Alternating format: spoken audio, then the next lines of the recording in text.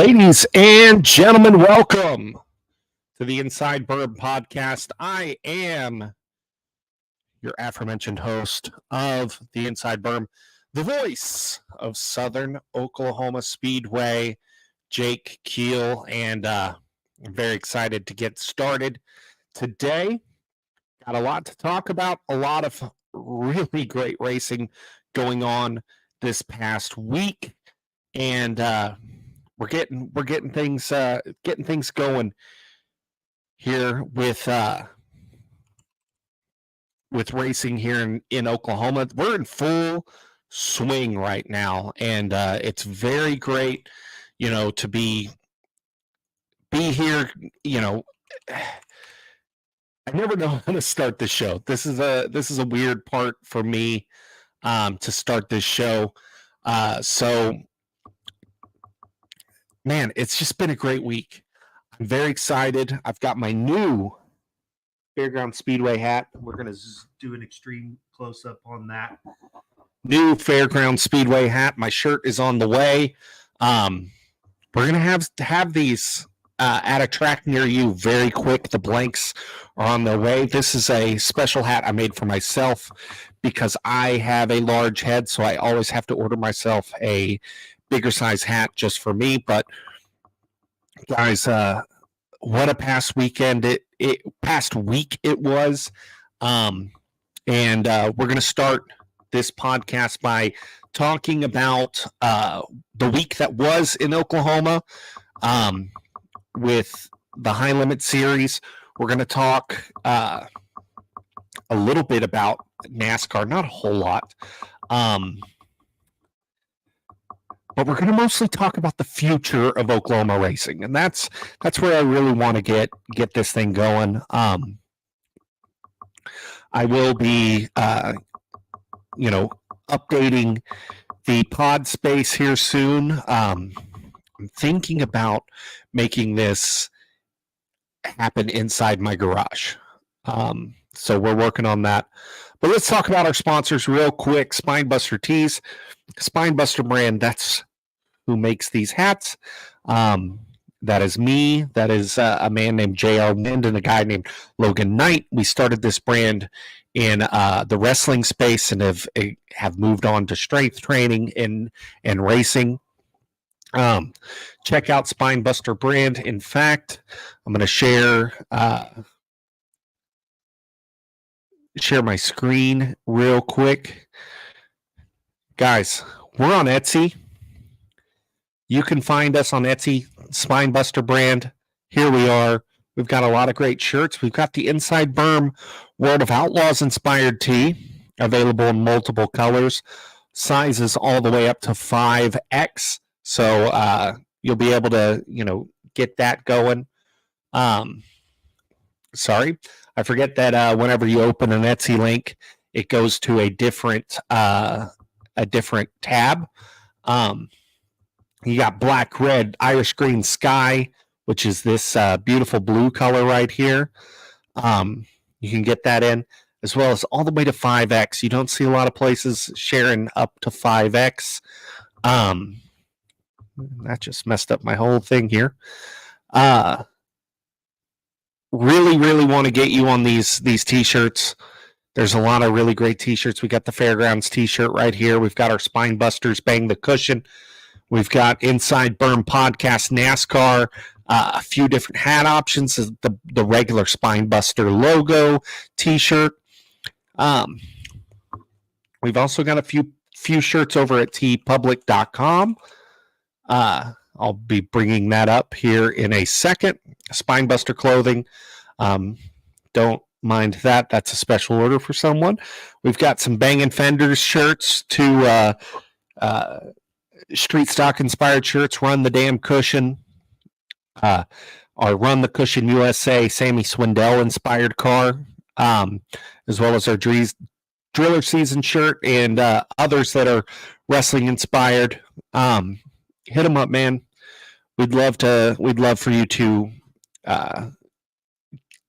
embrace the mat, embrace the track, and wear with passion. I've got my Jacob Allen shirt on that I bought at the High Limits series this past week. Jake's Dad Carbs.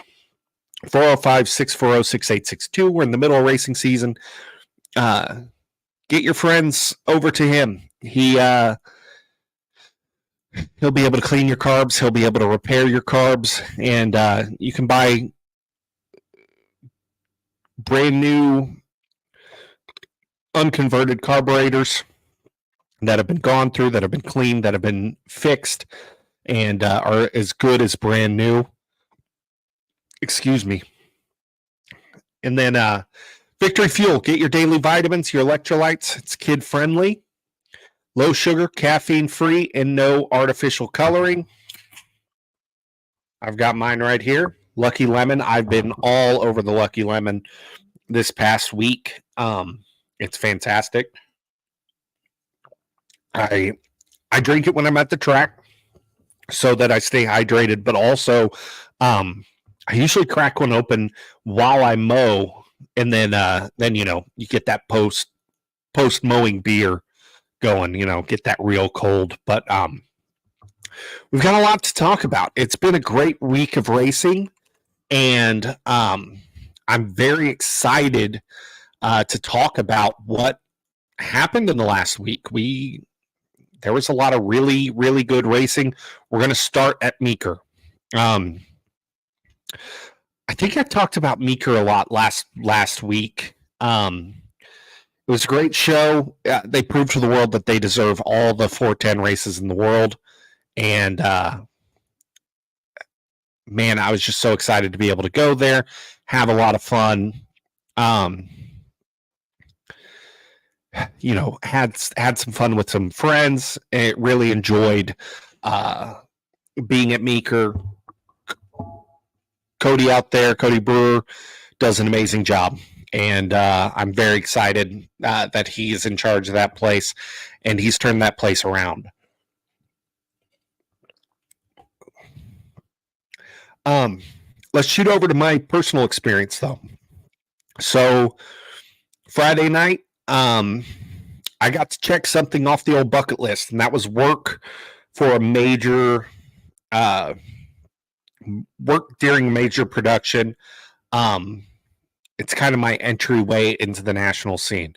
I was on Flow Racing this past weekend, working with the hobby stocks during the one moment. Working with the hobby stocks during the high limit event at Southern Oklahoma Speedway.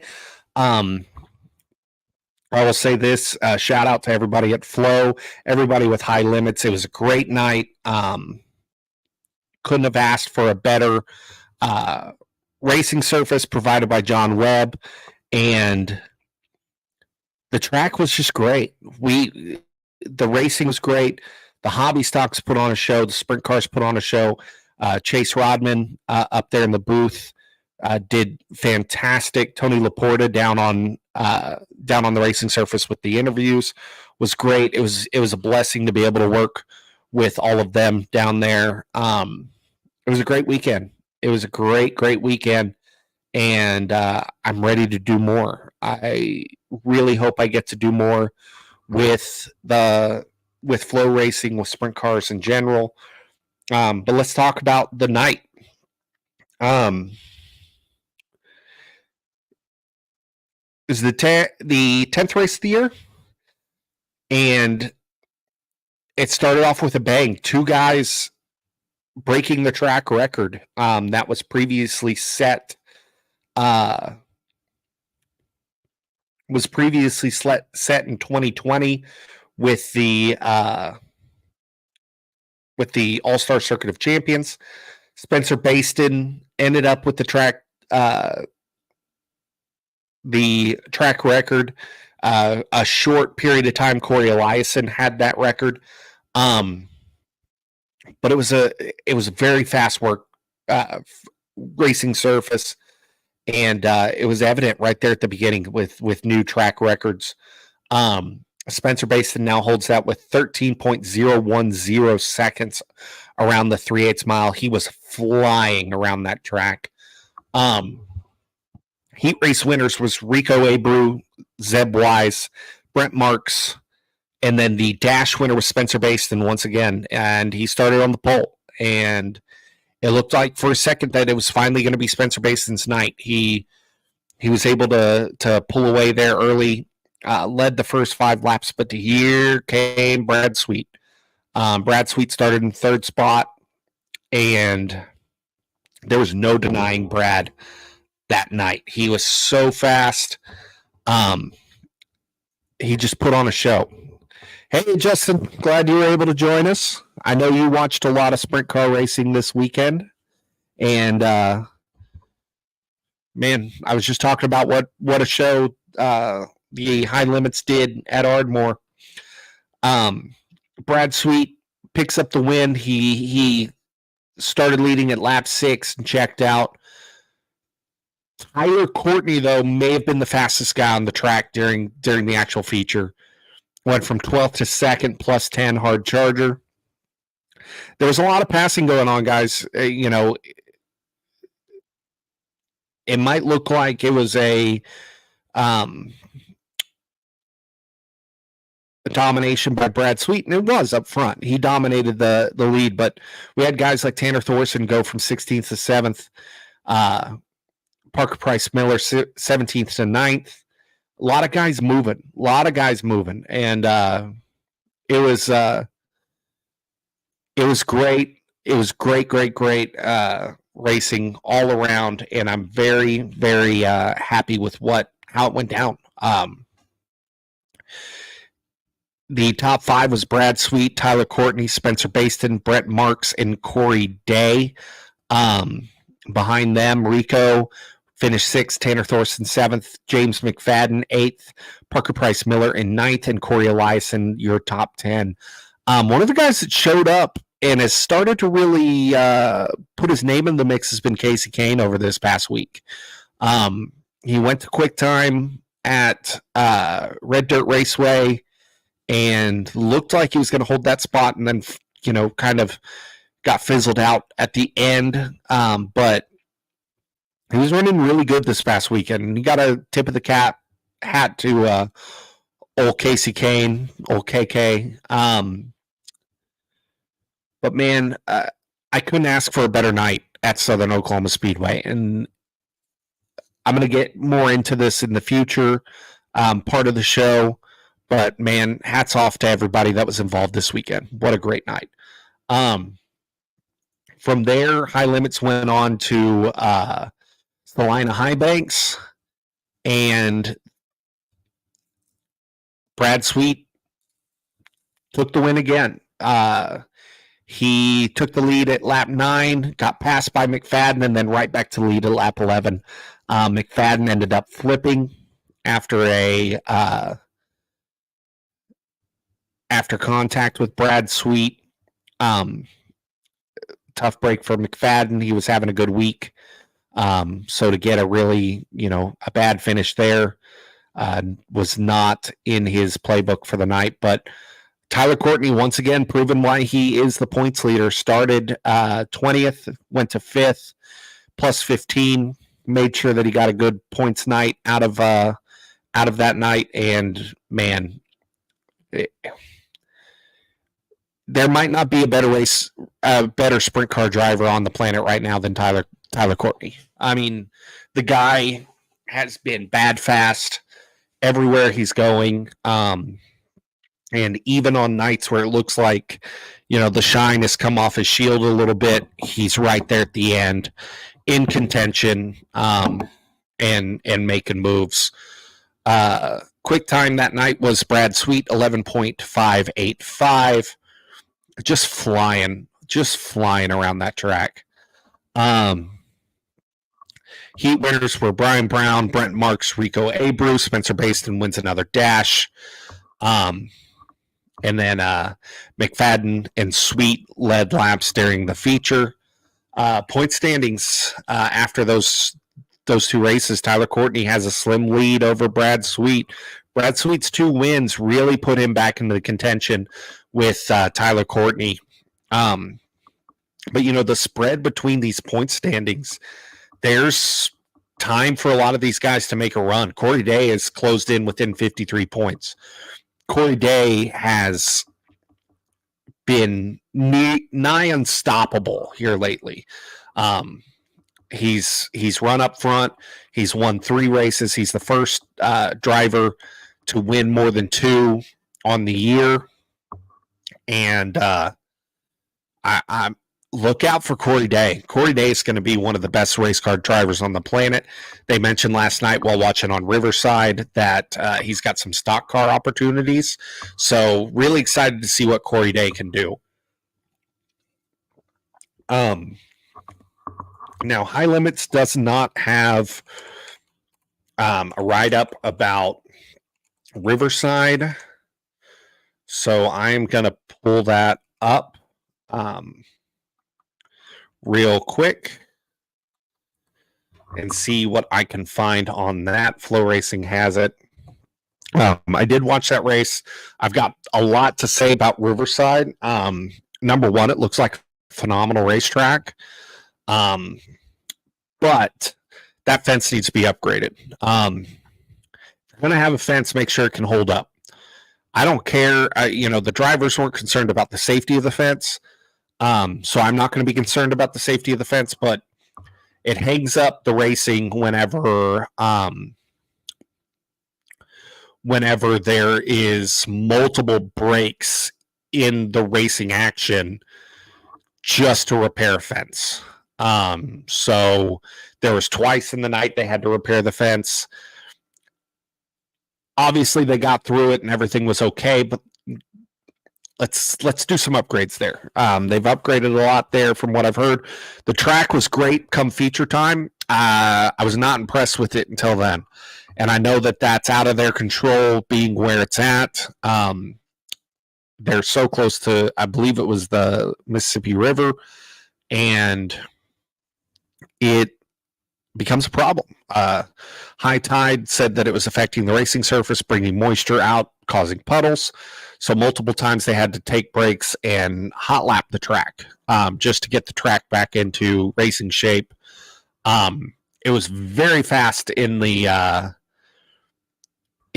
qualifying, and then it just kind of went away. And it's a tough track to race. It looks like it's a tough track to pass. But man, they had a great night. $20,000 to win. They had I want to say it was 30. Let's see, 19.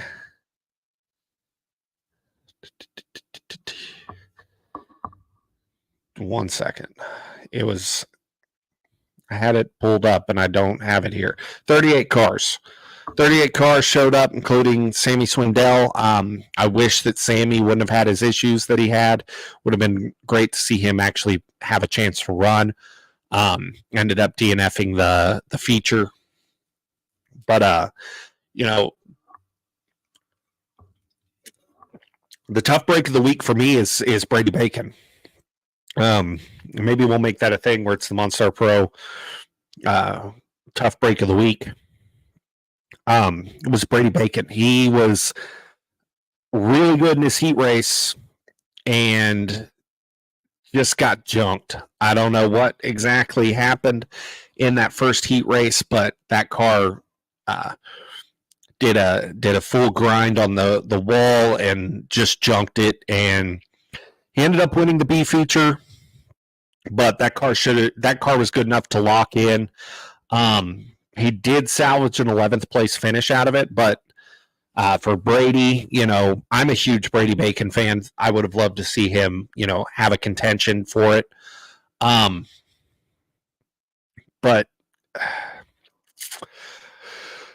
I don't know. The night just, there was not a lot of racing happening. It was hard to pass. The track surface did not have multiple grooves of racing, and it was really until the feature, it was really single lane racing all night. Nobody could just get out and pass, and that kind of ruined the night for me until the feature. It was great to see Crawdaddy get a heat race win. Tim Crawley, after not being in the seat for almost 2 years, picking up a win. Kyle Larson getting a heat race win, Spencer Bayston heat 3, Tanner Thorson heat 4. It was good to see Tanner Thorson put together a good night. They mentioned that he put together a brand new car to go racing, that they were having issues with the old car, and finally put together a good night. And I'm excited for Tanner. He finished second. He had a chance to win that thing. But nobody was getting past Corey Day. Corey Day was just bad fast all night long. And there's not a lot stopping this kid. I don't know what people are going to have to do, but he's got it right now. And he got the luck of the draw for the dash during the dash roulette board, got locked in on the pole, went away. Top 5 was Corey Day, Tanner Thorson, Sunshine, Tyler Courtney, Brad Sweet, and Cole Macedo having a really good night. From there was Spencer Bayston, Chris Wyndham, another guy that was desperate for a good night and got it. Brent Marks, James McFadden, and Derek Hagar.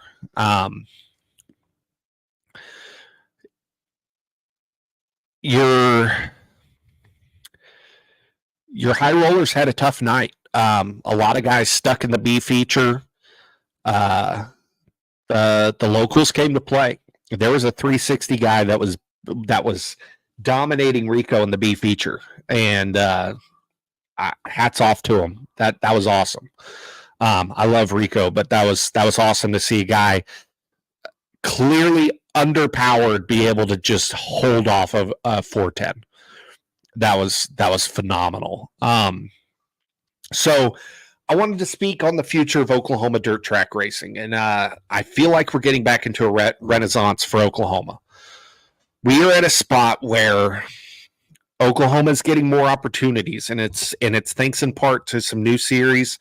It's thanks in part to a new track in Arrowhead, where it's an absolutely phenomenal facility who's already, a couple years in now, have huge races going on. They've got the Outlaws, they've got the Outlaw late models, phenomenal ideas. What about everybody else? Meeker has a lot of really big dates. The USAC non-wing series is closing the year out there, and I hope that it gets to go as scheduled as opposed to last year. Meeker and Southern Oklahoma Speedway this week proved that there needs to be more 410 racing in Oklahoma.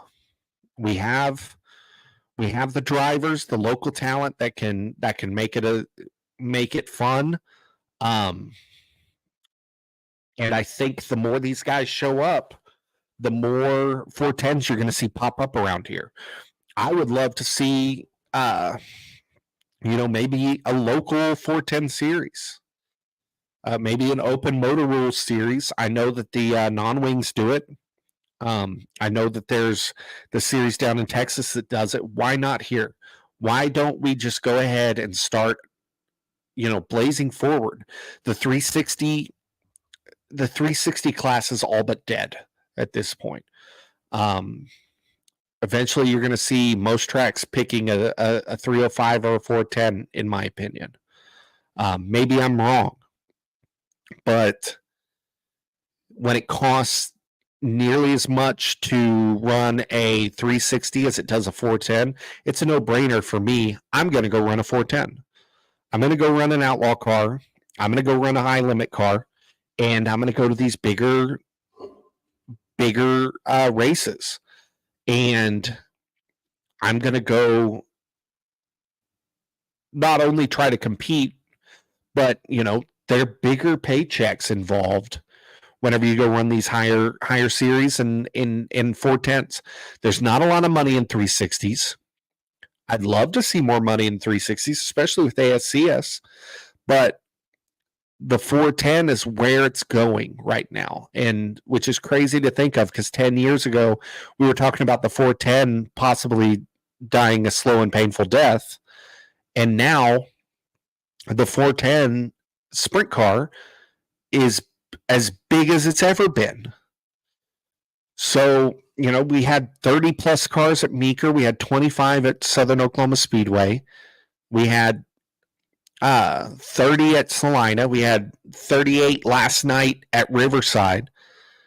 This region is aching for 410 sprint car racing. It's aching for super late model racing. We've got the tracks to do it. We just need the opportunity. And so I think we're entering a renaissance of Oklahoma dirt track racing. And I'm excited to, get that going. I'm excited that we're starting to enter that area. And I think the future is very bright for Oklahoma racing. I would love to speak to some people about this. What do other people think around here? Because it's been a long time since I've seen racing this good, sprint car racing this good in Oklahoma. And it's all because of the efforts of these track owners. It's the efforts of Cody Brewer. It's the efforts of John and Nikki Webb. It's the efforts of the promoters at Salina. It's the efforts of Arrowhead. Tracks are realizing what we can make this state as a racing state. And there's a lot of tracks that are just making big moves right now. Red Dirt Raceway, exactly, JR. There's a lot of things going on that we're going to look back on in 10 years and say, that's the foundation that what we've built is upon.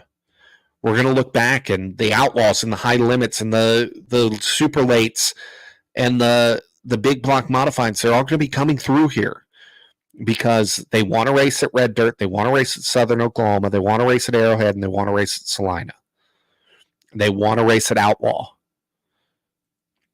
Oklahoma is rich in racing tradition, and we are so close to getting back to that era where the best in the sport are coming from here. Look at Christopher Bell, made and grown here, Norman, Oklahoma. There was a time when half the Outlaws were, from around these parts. And Texas is playing a big part in that. Texas has gotten so rich in sprint car racing. And I think Oklahoma can go right back. I think Oklahoma can go right back to where we used to be. And I'm excited to see those moves. 81 Speedway in Wichita, another track that's making that example and coming back from the ashes. They've picked up a lot of big events this year. So start supporting your local track, especially when we have these big events come through. Now, I'm not saying that the attendance was bad because tracks were packed. There were a lot of fans in the stands at every event this week. But when we have these big races come through, that is your job as a fan to support the track and show these series, hey, we want you to be a staple here. We want to see the best of the best here in Oklahoma. And I certainly think the High Limits will be back next year. I'd love to see the Outlaws come through again. I know they go to Lawton. I know they go to Arrowhead. I think they're going to be out at Outlaw. But there's so many good tracks that deserve a date here that they could make an entire speed week. And maybe that's what it's going to take. Maybe it's going to take a High Limits doing a speed week here. We've got to start treating this state as more than micro and midget racing. And micro and midget racing is great, but the midgets aren't going to run Southern Oklahoma Speedway. The micros damn sure aren't going to run Southern Oklahoma Speedway. They'll run Red Dirt. And that's great because they put on great racing there. But they're not going to go run at Outlaw and Thunderbird where they're big, long tracks. They're not going to go run Salina. We have an opportunity here to grow the sport tenfold in Oklahoma if we just support the racing and show these series that we belong. So that's going to be it. That's going to be my rant for today. I really enjoyed this episode. I hope, we hear from you guys on these issues. I'm going to cut this up and make some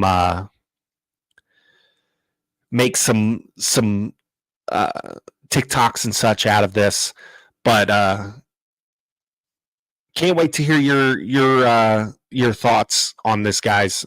So without further ado, I'm going to go ahead and head on out. Make sure you hit up Victory Fuel. Get your Victory Fuel Lucky Lemon or your Throttle Punch. Hit up Spinebuster brand. These hats will be available very soon. The blanks are on the way. Jake's Dad Carbs. Love it. Love everybody. Have a great week. Let's hope we get some racing in this weekend. If not, next week's show is going to be real short. So we'll see everybody next week, and have a great day and have a great week, everybody. See ya.